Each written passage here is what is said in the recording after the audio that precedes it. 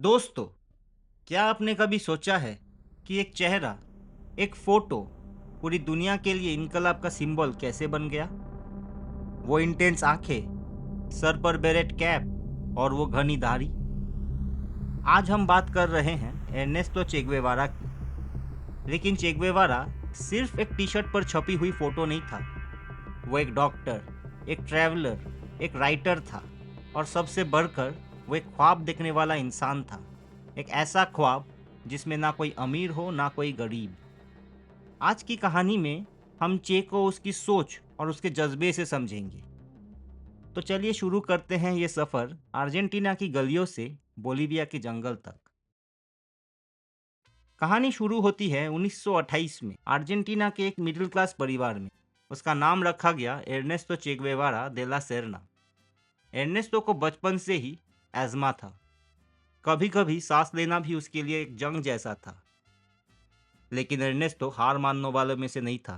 वो रग्बी खेलता, स्विमिंग करता और किताबें ऐसे पढ़ता जैसे उन्हें पी जाएगा। उसने मेडिकल की पढ़ाई की ताकि वो लोगों की इलाज कर सके। लेकिन किस्मत ने उसके लिए कुछ और ही लिख कर रखा था। साल था 1952। 23 साल का एर्नेस्टो अपने दोस्त अल्बर्टो ग्रेनेडो के साथ पुरानी मोटरसाइकिल पर निकल पड़ता है लैटिन अमेरिका का सफर में। ये सफर में वो घूमने निकले थे, पर जब वो लैटिन अमेरिका के अलग अलग देशों से गुजरे, उसने वो देखा जो उसने कभी किसी किताब में नहीं पढ़ा था। उसने देखा कि कैसे बीमार लोग बिना दवाई के मर रहे हैं, कैसे किसानों की जमीन छीनी जा रही है और कैसे बड़े बड़े देश, खासकर अमेरिका, गरीब मुल्कों का खून चूस रहा है। एक रात चिली के एक कोल माइन के पास एक गरीब मजदूर जोड़े से मिलने के बाद एर्नेस्टो ने अपनी डायरी में लिखा, मुझे एहसास हुआ कि मैं डॉक्टर बनकर सिर्फ बीमारी का इलाज कर सकता हूँ, लेकिन इस सिस्टम का इलाज करने के लिए मुझे लड़ना होगा। सफ़र ख़त्म हुआ, पर एर्नेस्टो अब वो पुराना लड़का नहीं रहा था।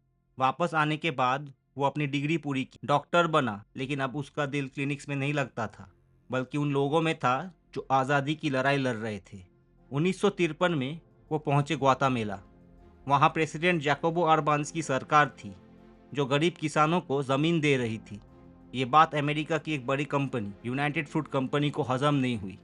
एर्नेस्टो ने अपनी आंखों से देखा कि कैसे सीआईए ने मिलकर एक चुनी हुई डेमोक्रेटिकली सरकार को गिरा दिया, सिर्फ इसीलिए ताकि कॉरपोरेट को फायदा हो। यहीं एर्नेस्टो की मुलाकात हिल्दा गदिया से हुई, जो उसकी पहली पत्नी बनी। हिल्दा ने ही उसे पॉलिटिक्स और मार्क्सिज्म की गहरी समझ दी। जब ग्वातामेला पर हमला हुआ, एर्नेस्टो लड़ने के लिए तैयार था, लेकिन सरकार गिर गई थी। उस दिन उसने एक सबक सीखा था जो उसने कभी नहीं भूला। शांति से बदलाव तब तक मुमकिन है जब तक सामने वाला हथियार ना लिए खड़ा हो।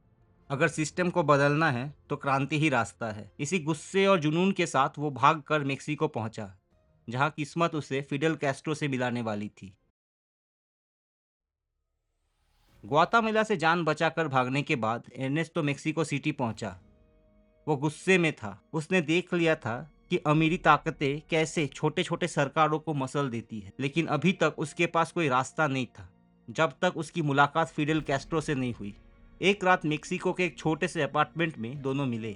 फिडेल एक लंबा जोशीला क्यूबन लॉयर जो अपने देश को आज़ाद कराना चाहता था, और एर्नेस्टो एक चुपचाप रहने वाला अर्जेंटाइन डॉक्टर जिसके आंखों में आग थी। कहते हैं वो बातचीत पूरी रात चली। फिडेल ने क्यूबा का प्लान समझाया और एर्नेस्टो ने दुनिया भर के जुल्म की दास्तां सुनाई। फिडेल ने एर्नेस्टो में वो डिसिप्लिन और जुनून देखा जो वो किसी और में नहीं था। वहीं एर्नेस्टो को उसका नया नाम मिला, चे। अब एर्नेस्टो सिर्फ एक डॉक्टर नहीं रहा था, वो सुबह शाम मेक्सिको के पहाड़ों में गेरिला वॉरफेयर की ट्रेनिंग ले रहा था। 1956 में 81 लोग एक छोटी सी बोट ग्रैनमा में बैठकर क्यूबा की तरफ निकलते। इनका मकसद था डिक्टेटर बतिस्ता की हुकूमत को उखाड़ फेंकना, लेकिन शुरुआत तबाही भरी रही। सिर्फ 12 से 15 लोग बचे थे। चे को एक फैसला लेना था, अपनी मेडिकल किट उठाए या बंदूक। उसने बंदूक उठाई। अगले 2 साल तक वो लोग क्यूबा के जंगल सिएरा मैस्ट्रा में रहे। चे सख्त था, लेकिन वो किसानों का दिल जीतना भी जानता था। वो उन्हें पढ़ना सिखाता, उनका इलाज करता। चे की सबसे बड़ी जीत थी बैटल ऑफ सेंटा क्लैरा। उसने एक आर्मर्ड ट्रेन को रोककर क्रांति का रुख बदल दिया था। 1 जनवरी 1959 को बतिस्ता भाग गया और क्यूबा आजाद हुआ। क्रांति के बाद चे को बड़े बड़े ओहदे मिले। वो सेंट्रल बैंक का गवर्नर बना, इंडस्ट्री मिनिस्टर बना, लेकिन चे को कुर्सी से प्यार नहीं था। वो मिनिस्टर होकर भी फैक्ट्री में काम करना चला जाता था। वो कहता था, अगर हम वही लाइफस्टाइल जिएंगे जो पुराने करप्ट लोग जीते थे तो क्रांति का क्या फायदा। 1964 में वो यूनाइटेड नेशंस गया और वहाँ उसने पूरी दुनिया के सामने एक ऐसी स्पीच दी जो आज भी लोगों के रोंगटे खड़े कर देते हैं। उसने खुलकर इंपीरियलिज्म के खिलाफ आवाज उठाई, लेकिन चे का दिल एक जगह नहीं टिकता था। उसे लगता था कि जब तक पूरी दुनिया से जुल्म खत्म नहीं होता वो आराम से नहीं बैठ सकता। 1965 में वो सब कुछ छोड़कर फिर से जंगल चला गया। पहले कॉन्गो, फिर बोलीविया। बोलीविया में हालत बहुत खराब थे। लोकल लोगों ने उसका साथ नहीं दिया और सीआईए उसके पीछे हाथ धोकर पड़ गई थी। 8 अक्टूबर 1967 को चे पकड़ा गया। जब उसके सामने उसका कातिल मारियो तेरान खड़ा था और कांप रहा था, चे ने अपने आखिरी शब्द कहे, डरो मत, तुम सिर्फ एक इंसान को मार सकते हो, उसके विचारों को नहीं। 39 की उम्र में चे गुएवारा को मार दिया गया। उन्हें लगा था कि चे के मरने के बाद क्रांति मर जाएगी, लेकिन वो गलत थे। चे गुएवारा आज एक सिंबल है उन लोगों के लिए जो सिस्टम से लड़ना चाहता है।